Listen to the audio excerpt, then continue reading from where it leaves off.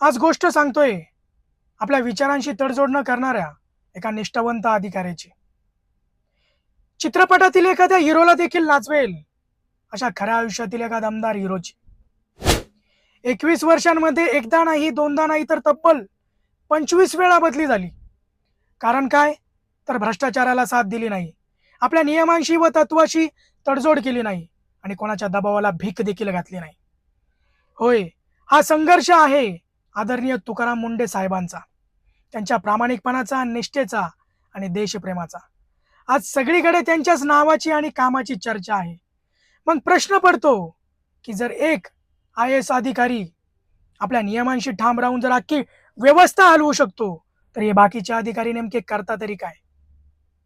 आज आपल्या महाराष्ट्राला खऱ्या अर्थानं तुकाराम मुंडेंसारख्या निडर, धाडसी आणि लोकांची कामं करणाऱ्या विचारांची गरज आहे.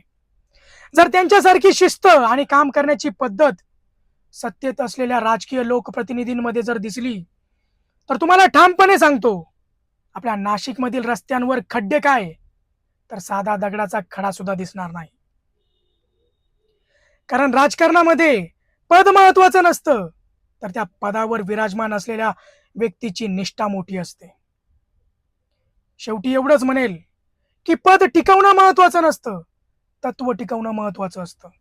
म्हणून प्रामाणिक लोक हे नेहमी जनतेच्या मनामध्ये जिवंत राहतात आणि फक्त आश्वासनं देणारी लोक जाम डोक्यामध्ये जातात.